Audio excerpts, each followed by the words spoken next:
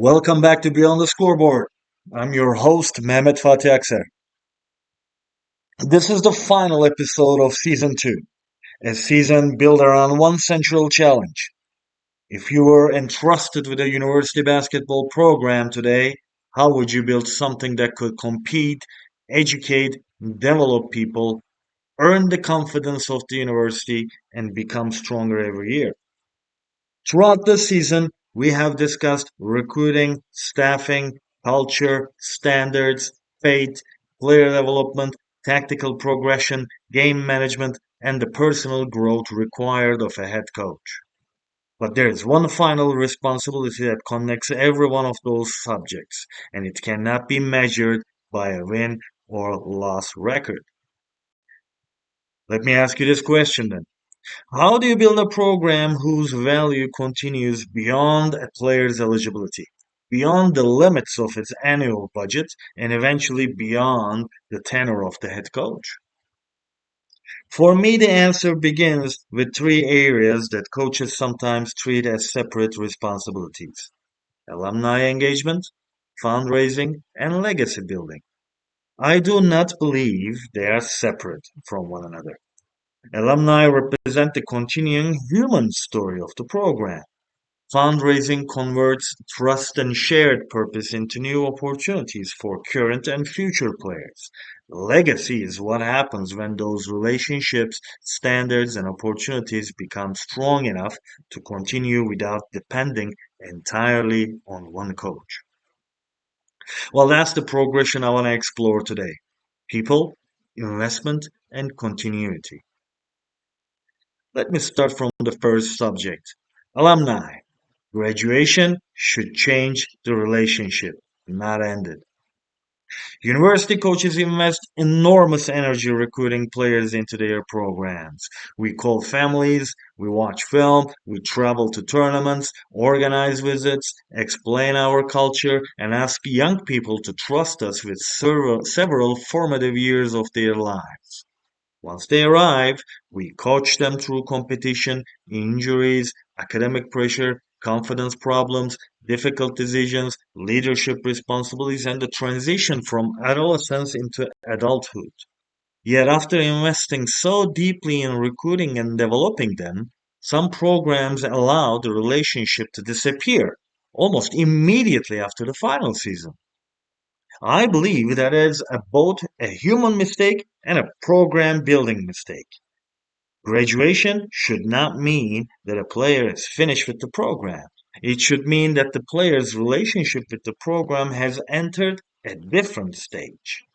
The roles change from student athlete to alumni, a mentor, an advocate, professional connection, supporter, and eventually one of the people responsible for helping the next generation move forward.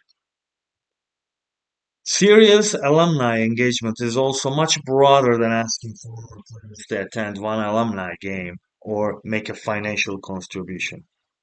CASE, the International Professional Association for Educational Advancement, evaluates alumni engagement through four connected modes: communication, meaningful experiences, volunteering, and philanthropy.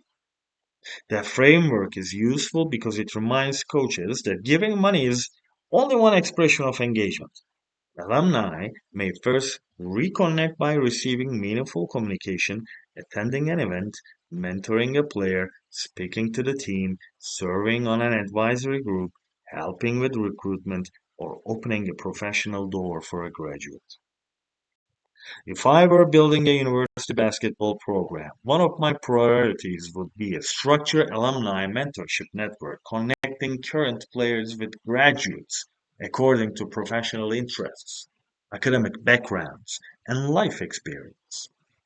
A business student might be paired with an alumni working in finance or entrepreneurship. An education student might learn from a former player who became a teacher or school administrator. A player considering coaching could be connected with an alumni already working in youth, university, or professional basketball. Someone interested in medicine, engineering, law, ministry, technology, public service, or sport administration should be able to identify a former player who understands both that career path and the unique experience of being a university athlete. This isn't a theoretical idea. Universities already operate structured student-athlete mentoring programs in which alumni and current athletes are paired for an academic year, meet regularly, and participate in networking events. Other institutions combine alumni mentoring with resume development, mock interviews, leadership education, internships, and career exploration. These examples demonstrate that an athletics program can build a formal bridge between the player's competitive life and the person's professional future. However, the matching process must be intentional. We should not simply hand the first year athlete an email address and call that mentorship. Mentors need clear expectations, and players need guidance on how to participate responsibly. The program could begin with an orientation explaining confidentiality, communication, professional boundaries, goal setting, and the difference between mentoring and employment guarantees. The mentor and player might meet once a month, identify 2 or 3 objectives for the year, and complete a short review at the end of each semester. The head coach doesn't need to control every conversation. Program must provide enough structure that the relationship has purpose. The same network can create career paths, job shadowing opportunities, internship interactions, graduate school guidance, financial literacy sessions, interview preparation, and conversations about identity after sport. Current athletes often spend years following a highly structured schedule, and then graduation suddenly removes the routine, the locker room, the competitive identity, and the immediate support system. Alumni who have already lived through that transition can provide something coaches cannot always provide: credibility based on shared experience. This changes recruiting as well. When a family asks what happens after basketball, the answer should not be a slogan about developing the whole person. The coach should be able to show them a real system: graduates who mentor current players, alumni who help identify internships, former athletes who return to teach, and the network that remains available long after the final game. And you are no longer offering 4 or 5 years of basketball. You're offering a lifetime of relationships. Now let me move into the second topic that I have for this episode. Fundraising, converting belief into opportunity. Now, strong alumni engagement naturally leads into fundraising, but the order matters. If the first communication a former player receives in years is a request for money, the program hasn't built a relationship, it has initiated a transaction. Effective fundraising begins long before the ask. As I mentioned about this organization called CASE, they describe donor cultivation as an ongoing process that may include communication, events, personal visits, telephone contact, and peer-to-peer networking before solicitation occurs. In practical coaching language, people should know the program, understand its direction, see its work, and trust its leadership before being asked to invest in a specific priority. Now, university coaches must also be realistic. The institutional budget may cover essential operations without covering every resource that could significantly improve player development and competitive opportunity. Well, that doesn't mean the university has failed the program. It's just it doesn't give the coach permission to complain publicly after resources. It means that the head coach must understand the budget, respect institutional processes, and collaborate with advancement professionals and build a clear case for additional support. The first step is not asking what equipment would be impressive. The first step is asking what specific limitation is preventing us from developing or supporting our players more effectively. Perhaps the program needs a reliable video editing and analysis system that enables the staff to tag practices, build individual teaching playlists, analyze lineup performance, distribute opening clips, and give players faster feedback. The fundraising case is not we want better software. The case is we want every player to receive timely, individualized learning opportunities rather than waiting several days for film to be processed. Perhaps the need is a shooting machine that allows athletes to complete high volume, game specific repetitions with measurable targets when coaches or managers are unavailable. Perhaps it's rebounding and passing equipment, reaction and decision making technology, portable timing systems, additional strength equipment, recovery tools, or athlete monitoring resources selected in collaboration with qualified performance and medical staff. The coach must be able to explain how the equipment will be used, who will supervise it, how it supports existing development plans, and how success will be evaluated. Some of the most valuable fundraising goals will not involve machines at all. Additional resources may allow the program to enter an early season tournament against stronger opposition, or organize a home event featuring high quality teams, travel to a different region, or take a permitted international tour. These opportunities can expose players to unfamiliar styles, tournament pressure, travel demands, and opponents who reveal weaknesses before conference play. The objective is not expensive travel for its own sake. It's purposeful competitive development. The program could also raise funds to support coaching clinics, youth camps, leadership events, community basketball initiatives, academic support, emergency assistance, or professional development experience for student athletes.